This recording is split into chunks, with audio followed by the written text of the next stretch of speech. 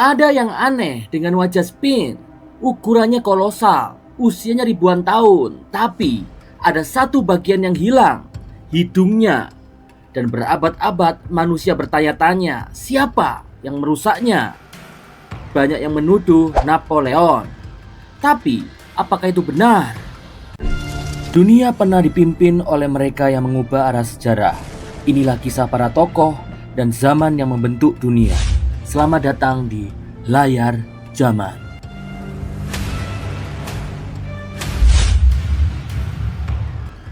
Apa benar Napoleon menembakkannya dengan meriam? Atau ada kebenaran yang selama ini disembunyikan oleh sejarah itu sendiri? Hari ini kita akan menggali misteri yang terkubur ribuan tahun. Siapa sebenarnya yang menghancurkan hidung Spin? Dan kenapa tindakan itu jauh lebih berarti dari sekedar merusak patung tua? Spin Agung di Giza bukan sekedar patung batu besar. Ia adalah simbol peradaban kuno Mesir. Tingginya 20 meter, panjangnya lebih dari 70 meter, dan dipahat dari satu bongkahan batu kapur. Diperkirakan dibangun sekitar tahun 2500 sebelum Masehi pada masa Firaun Khafre. Patung ini menggambarkan kepala manusia, kemungkinan sang Firaun sendiri dengan tubuh singa menjaga yang melindungi kompleks piramida. Selama lebih dari 4500 tahun, Spin menjadi saksi bisu zaman. Ia terkubur pasir, lalu digali kembali. Tapi yang paling mencolok adalah satu bagian wajah yang tak pernah ditemukan kembali adalah hidungnya. Dari dekat, bekas kerusakan itu sangat jelas. Lubang besar menganga di tengah wajahnya. Tapi ada hal yang menarik. Kerusakan ini bukan karena waktu atau cuaca. Struktur pahatannya terlalu tajam. Bekasnya simetris. Bahkan ada lubang-lubang kecil di sekitarnya yang terlihat seperti bekas pahat. Pertanyaannya, siapa yang tega melukai wajah sejarah ini?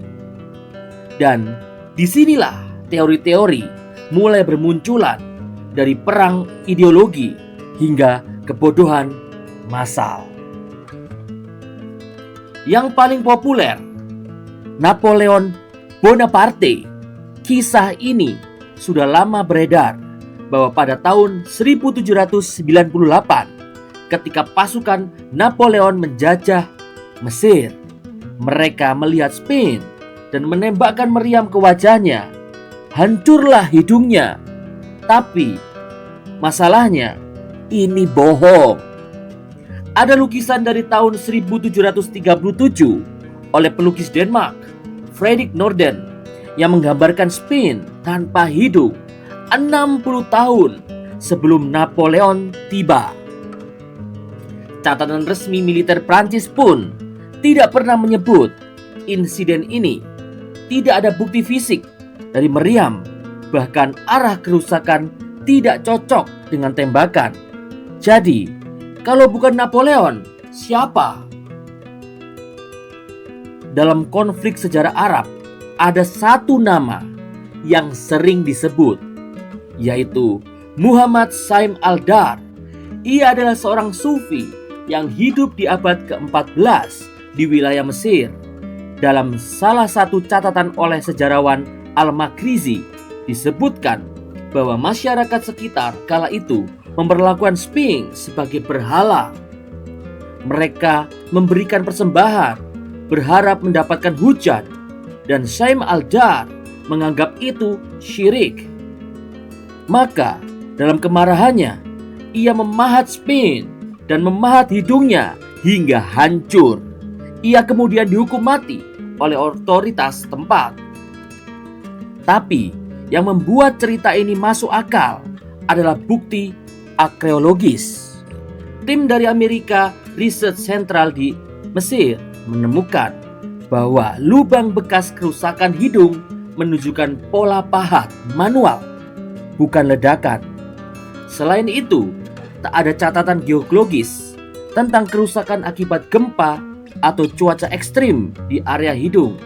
Artinya, kerusakan ini disengaja oleh manusia menggunakan alat tajam, dan semua bukti mengarah ke Saim Al-Dar. Tapi, kenapa hidung? Kenapa tidak mata atau telinga? Dalam kepercayaan Mesir kuno, hidung adalah saluran kehidupan. Napas yang masuk disebut ka, jiwa. Menghancurkan hidung artinya memutuskan jiwa dari patung itu. Itulah sebabnya banyak patung kuno lain juga kehilangan hidung. Bukan karena waktu, tapi karena sengaja dihancurkan oleh generasi berikutnya. Entah karena ideologi, agama, atau kekuasaan. Hidung bukan sekedar bagian wajah. Ia adalah simbol hidup. Menghilangkannya adalah bentuk kematian simbolik. Jadi hari ini, ketika kita berdiri di depan Spain dan bertanya kenapa wajahnya rusak, kita sebenarnya sedang melihat luka dari sejarah manusia. Konflik antara iman dan warisan, antara keyakinan dan kebodohan. Bukan Napoleon, bukan perang, tapi seorang yang berpikir ia sedang menyelamatkan dunia dengan menghancurkan masa lalunya.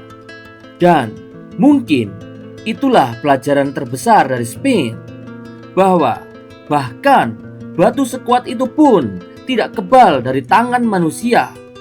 Apa pendapatmu? Apakah tindakan itu bisa dibenarkan?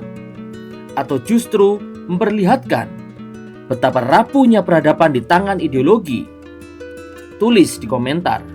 Jangan lupa like dan subscribe, dan nyalakan lonceng, karena sejarah tidak pernah membosankan. Layar Zaman.